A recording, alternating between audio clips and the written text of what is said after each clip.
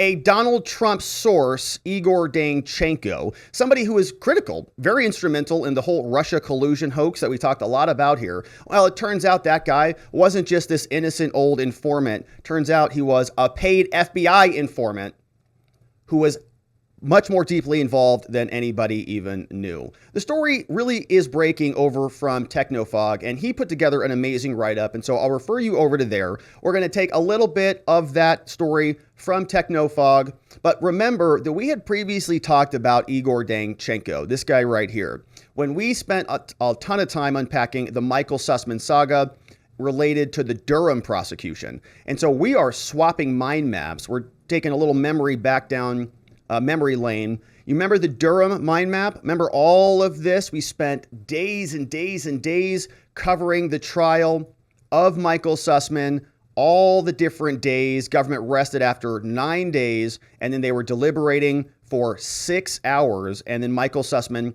was entirely acquitted.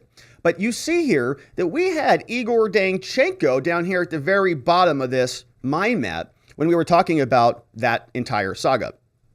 Igor, if you recall, was a source for the Trump PP tape, which was communicated over to Michael Steele, this guy. Michael Steele signed a contract with Fusion GPS in 2016. Fusion GPS, of course, as we know, was working with Newstar, which is where Rodney Jaffe was. Rodney Jaffe was the person who was infiltrating the White House and Trump Tower, seizing all of those documents. All of that was feeding into Fusion GPS, which was a third-party consultant for Perkins Coie. Perkins Coie was the law firm that employed Michael Sussman. Michael Sussman being prosecuted for lying to the FBI to further the Trump-Russia collusion hoax, working with Mark Elias, who runs Democracy Docket now, all on behalf of Hillary Clinton, who is now competing then against Donald Trump.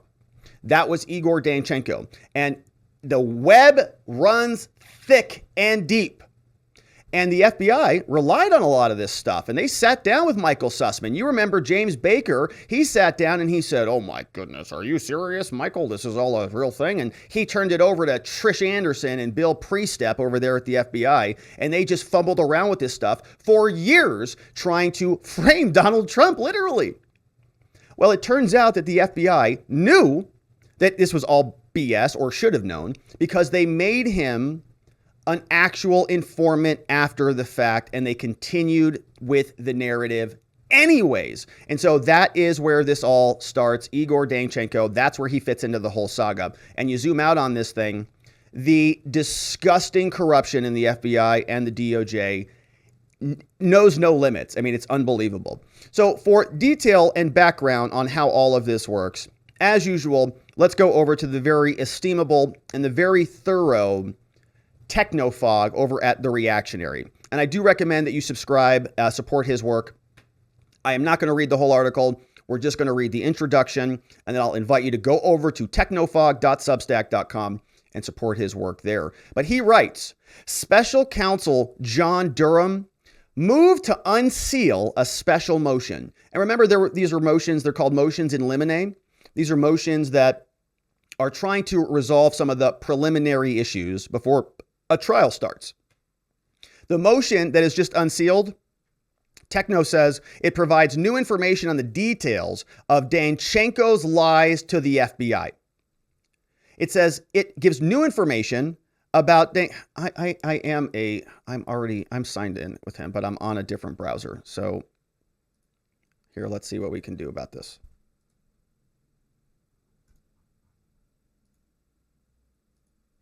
Hang on a second. I have the actual article. I'm not logged in. I am a subscriber over there, but I use a different browser, and so it's not logging me in automatically. So let's just do it together so that we can actually read it appropriately. All right, here it is. We are now logged in. It says this motion provides new information on the details of Danchenko's lies to the FBI, further information on how the special counsel Mueller ignored Danchenko's false statements, expected testimony from Clinton-connected executives, and one other crazy development, right? There's a lot to this article, and so go read the whole thing. You can see, look at the scroll wheel over here. hitting the tip of the iceberg. But here is the key juicy bit. It says, but we'll start with the most damning development first. Danchenko, the guy that we just showed you in the mind map, was on the FBI payroll as a confidential human source from March of 2017 through October of 2020. Here's a clipping from the motion. It says in March 2017, the FBI signed the defendant up as a paid confidential human source of the FBI. The FBI terminated its source relationship with the defendant in October of 2020. What was going on in October 2020? Oh, yeah. Biden versus Trump. We had the election taking place just a short while after that in November. They say that the defendant lied to the FBI and FBI agents during several of these interviews, which is why they sort of terminated the relationship. But do you see that? In March of 2017, that's after the election took place. Remember, there was a lot of other things taking place in March of 2017. We talked all about this during the Michael Sussman saga. We had FBI agents, DOJ, U.S. attorneys all sitting around in the White House figuring out what to do about this because Trump won in 2016 and not Hillary. And so they were panicked big time in March of 2017. They're going, oh, crap. And they had all the FBI outgoing agents, McCabe and others, all sitting around trying to figure out what to do about this fact that Trump won. And now all of their lies that Michael Sussman was feeding down the gullet of the FBI, they all had to be papered over. Techno writes, the purposes of making Danchenko a CHS should be quite clear. Why did they make him a confidential human source? The Crossfire Hurricane investigation, which preceded all of that, was plagued with problems from the outset. The reasons for opening the investigation were bunk. Those problems continued as the investigation went on, with claims of the Trump-Russia collusion being proven unverified or outright false. That's why they targeted Flynn and others. That developed into the Carter Page FISA application, first submitted to the FISA court October 2016. That relied on the Steele dossier, the Steele reports, which we just talked about, right? That was the mind map. That's this connection that you see here. Igor, the Steele dossier, going over to Christopher Steele. All of this used to get the warrants for Carter Page. Technofog continues. He says, the FISA applications were renewed 3 times, more on that later. Each application had its own problems. FBI lawyers lying about Carter Page to the court being misled by the FBI. So, realizing its own misconduct, the FBI then made Danchenko a paid CHS in March to cover it up just before the third FISA warrant was submitted in April. This would allow Comey's FBI to work directly with Danchenko in support of its counterintelligence investigation against Trump. Him being a CHS also served another purpose. It protected the Bureau and the Mueller special counsel from revealing their, quote, sources and methods. You bring him in now. He's in the umbrella. He's in the hula hoop. How do you hide misconduct, writes Technofog? Bury the witness. Bring him in the fold. And that's exactly what the FBI did. Now, Technofog wrote an amazing article really unpacking the entire rest of the filing, and he's been doing a great job over there. So go check out the reactionary Technofog and subscribe to him and, of course, support his work. But a disgusting development from the Durham prosecution. FBI knew full well that Igor Danchenko was not a reliable source. Why? Well, they paid him. He was an FBI informant that was on the payroll. Why did they make him that after the 2016 election? They knew that Trump won. Their story was about to go up in flames, and it did in the Michael Sussman trial, but the D.C. jury acquitted him nonetheless because the entire system is rigged. Isn't it fun? All right, so that is Igor Danchenko. Now, Igor is being prosecuted by John Durham, and we'll see how that prosecution continues to unfold. We also have other developments in the Trump case. The Trump original judge, Judge Reinhart, who originally signed the search warrant that allowed the FBI to raid Trump's Mar-a-Lago residence, issued a new order unsealing more of the original affidavit. Here is the order from Judge Reinhart. It is in the same court out of the Southern District of Florida. It is in the sealed search warrant application. And remember that there's been a lot of fights over this affidavit. Everybody wants to see what those big blacked out redactions hold. And now we're going to see more of it. Proposed order to unseal. The judge writes, the United States of America, having applied to this court for an order unsealing the notice of additional partial unsealing of the search warrant, files this motion, and the court, finding good cause, hereby orders that the notice regarding the partial unsealing shall be unsealed, done and ordered this 13th day of September, out of the Southern District of Florida, signed off on by United States Magistrate Judge Bruce Reinhart. Now, this order, you can see, is giving us some more access to some additional documents. And one of those documents is a new affidavit, a new unsealed affidavit just submitted into the court. Here is a side-by-side of both affidavits that were filed under separate dates. Take a look at this one. You can see on the left, we have the first affidavit that was filed August 26. Application in support of a search warrant to raid Trump's residence, filed under seal. It's 38 pages long. On the right, we have the newer document filed September 9th, 2022, stamped off by the court. Same document, looks a little bit different because it's sort of a clearer scan, but also 38 pages. Now, if we read through this, we can see that a lot of it kind of is the same, right? The first page looks like it's the same on both. We can see the second page looks like we get a little bit of a difference on the second page. Now, if I take myself off, right, you see on the original paragraph 3, we had this paragraph that was redacted. But over here, this one is not redacted. And so let's see what this one says. It's talking about the boxes that were taken.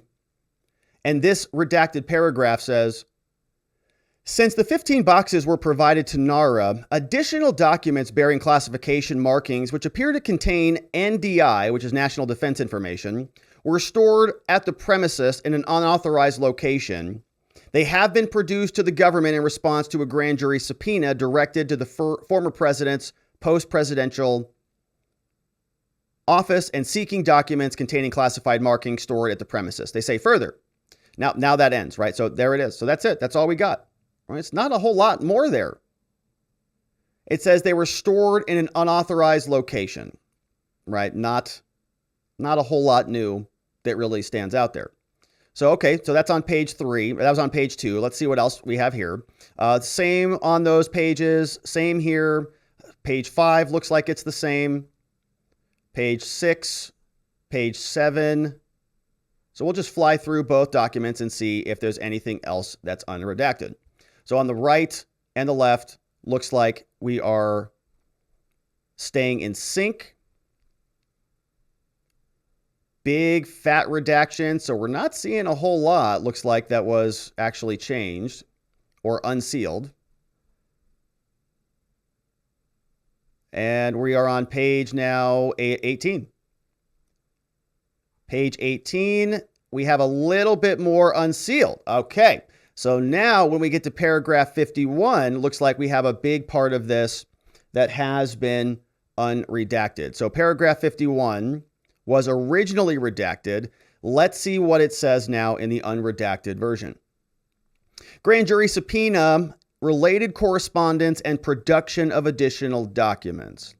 Paragraph 51 says that the DOJ has advised me that on May 11th, an attorney representing Trump agreed to accept service of a grand jury subpoena from a grand jury sitting in D.C., sent via email, sent over from DOJ counsel, right? So this means Trump's lawyers actually got that grand jury subpoena. They didn't want us to see that previously, but they're okay with us seeing this now. It says the subpoena was directed to the custodian of records for Trump, and it requested the following materials. Okay, so this is kind of interesting. So you can see sort of what the subpoena would look for. Here's what it says. Any and all documents related to the custody or control of Trump, anything bearing classification markings, blah, blah, blah, right? Top secret, secret, confidential, NORCON, ORCON, SORCON, MORCON, LORCON, blah, blah, blah, blah, right? The whole list there. Now on page 19, we get another paragraph unredacted.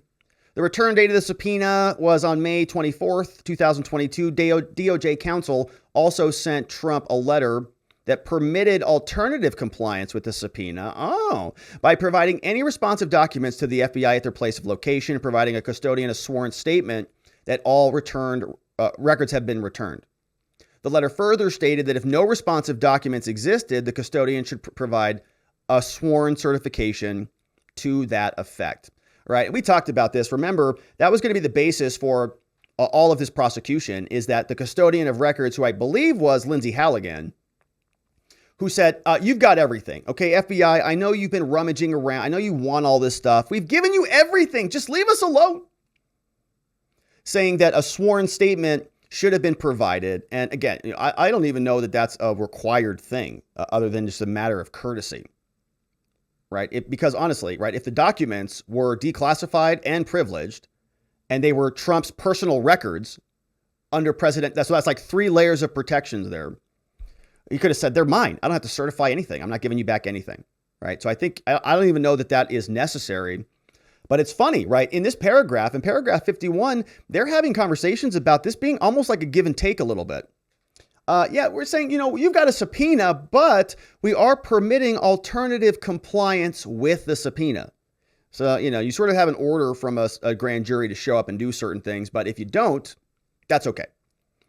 Do it this way and that'll still be acceptable.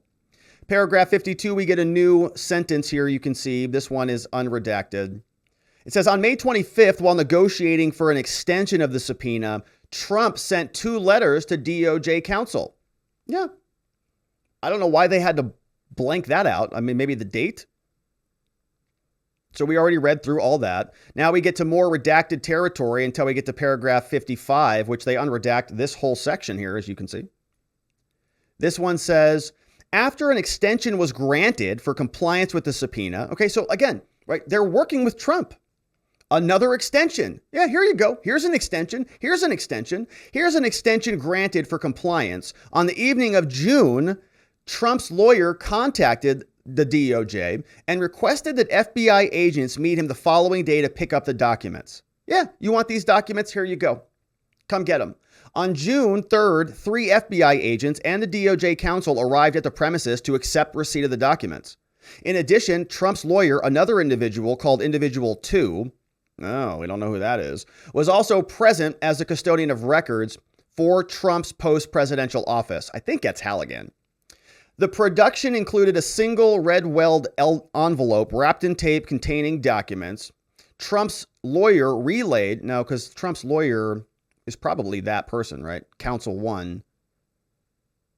Another individual is probably not Counsel 1. There's probably Counsel 2 in there. All right. Counsel 1 relayed that the documents in the envelope were found during a review of the boxes located in storage room. Individual 2 provided a certification letter signed by Individual 2, which stated the following, right? And that is a paragraph here. It says, and we've seen this document already. We actually read through that custodian of records document. So that's not even new. The custodian is swearing a certification saying, yes, I checked the storage room. Yes, there's no documents in Melania's closet. Yes, there's nothing else in there. There's nothing else in there in Barron's room or any of that stuff. So they're just looking in there right here. It tells us during the production, Trump's counsel stated that he was advised that all records from the White House were stored in one location in the room, right? So they're going to be saying that this person is lying now, saying that they were all located in one room, the storage room, and the boxes of records in the storage room were the remaining repository of the records. Trump's lawyer further stated he was not advised that there were any records in any private office space or any other location around Mar-a-Lago. The agents and DOJ counsel were permitted to see the storage room and observed that approximately 50 to 55 boxes did remain in the storage room. Redacted paragraph there, so redacted sentences. We don't know what that says. But then it says other items were also present in the storage room, including a coat rack with suit jackets, as well as interior decor, such as wall art and frames were also in the room. So that is now paragraph 57 is redacted still. Paragraph 58 says, a preliminary review of the documents contained in the envelopes produced pursuant to the subpoenas gave us the following numbers, 38 confidential, and the rest of the numbers, as we've all talked about. 15 boxes had 184 unique documents and so on. All right. So the rest of this is pretty bland, like not a whole lot of like groundbreaking materials here. The letter stated in previous part, the redacted sentence says, As such, it appears that since the time classified documents, the one recently provided and any and all others were removed from the... Okay, so look, there's just not a whole lot here, right? So they're redacting, let's see, 65, still redacted the same. Fast forwarding, paragraph 70, we get a little bit more out of paragraph 70. They say, as explained above, the numerous boxes contain all sorts of documents. They were in envelopes. They've been stored in locations in the storage room. Okay, so not a whole lot of meat there. Let's see what paragraph 77 has. Okay, we already had that one. And then we get down to the conclusion, and that's it. Okay, so there's really not a whole lot more there, unfortunately, other than just a little bit, I guess, of evidence that Donald Trump and his lawyers were given extensions, that they told FBI agents to get there and show up and take whatever you need. And there was a give and take and a back and forth. And even when they did send over the subpoena, they said, in lieu of complying with the subpoena, here's what we'd be willing to do. We accept you showing up or sending over these documents or whatever. Right? So there's all sorts of availability for continual negotiations in the back and forth between NARA and the DOJ and Trump's lawyers. But suddenly, at some point, a raid became necessary. They decided that there was no way that they could allow these documents to stand. And so that is the proposed order to unseal, of course, now being the actual order to unseal. You can see the judge just signed off on this. He didn't even write up a new order. He just took the proposed order and he just crossed out the proposed. See how they do that? See that blue line? They just say, nah, I'm not going to type up a new order. This one looks good. X that out. This is now not a proposed order. It's now the actual order. And so we'll see if the judge continues to unseal more, for more of that material in the affidavit becomes available. But that is the latest release from Judge Reinhart in the Trump FBI saga.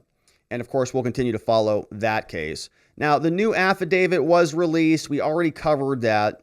But Fishing Bennie Thompson is out, and he is now declaring that there's going to be more January 6 hearings because America's not dead already. America needs to be even more dead, and the January 6 committee is just the entity to do it. Here is Bennie Thompson telling us, you know, we've been really thinking about this, and now that the election is even closer, now feels like a great time for us to have another January 6 committee hearing so that we can really make sure we go after the MAGA Republicans even harder in the days right before it counts. Well, we're looking at whether or not we'll do another hearing. We're looking at the process of beginning to look at the report and what that should entail, as well as closing the loop on any potential witnesses. Are you circling in on a date for that next hearing? Is September 28th an option you're throwing around? Well, that's the goal at this point. That date, September 28th? That's correct. September 28th, of course, that's right before October, which is right before November, which is when the elections have to hit. And so September 28th is going to be the next tentative hearing date for the January 6th committee hearings. And many people are wondering if we're going to hear about Ashli Babbit and the fact that the U.S. government shot and killed a woman who was unarmed in the Capitol building on January 6th, or if that's even relevant at all. Are we going to hear any adversarial proceedings? Any questions about the official narrative, any answers at all outside of what Liz Cheney and Adam Raskin and Kinzinger want us to hear. Meanwhile, Donald Trump calls Ashli Babbitt's mother at a rally, communicating his thoughts and his well wishes, saying, we've got to do something about this, and maybe he will. Thank you for calling, and you're on. Go. Okay. Well, Mickey, it's an honor to be with you and to everybody listening. It's a terrible thing that has happened to a lot of people that are being treated very, very unfairly. We love Ashli, and it was so horrible what happened to her. That man shot Ashli as a disgrace, and then he goes on television, and it looked like he was actually bragging about it. There's never been a thing like this has happened in our country, and I just want to tell everybody that's listening, we're with you. We're working with a lot of different people on this. And we can't let this happen. This has never happened before. You look at all of the riots that took place for the last long period of time, not just in 2020, the last long period of time. and almost nothing has happened to those people. And what they're doing here is a disgrace. It's a disgrace to our country, and it just cannot be allowed to happen, and it cannot be allowed to continue. So I just want to say to everybody, everybody's working on it, and I very much appreciate, Mickey, you're asking me to just speak to everybody, but we cannot allow this to happen to our country. So God bless everybody. We are working very hard. Thank you, President Trump. Trump may be working hard, but I'm not sure the GOP is. We haven't heard anything from really almost any of them on really any of these issues. We've been very critical of Mitch McConnell and others on this program, wondering where they are. You know, the Republican Party is being prosecuted by name under the guise of being labeled MAGA Republicans by the DOJ and the FBI, and the Republican Party just seems to be asleep at the wheel. Mitch McConnell's just out there running around talking about, I don't know, anything else except Trump, because he doesn't want to weigh in on it. Meanwhile, the political warfare continues on. So that was Donald Trump, the update from the two cases that we're following. Judge Reinhart unsealing more. We'll continue to cover that, including updates on Igor Danchenko's trial. And if there's any more news coming out of there, we'll cover that as well. Thank you for subscribing. Thank you for liking this video while you're here. And I appreciate your support.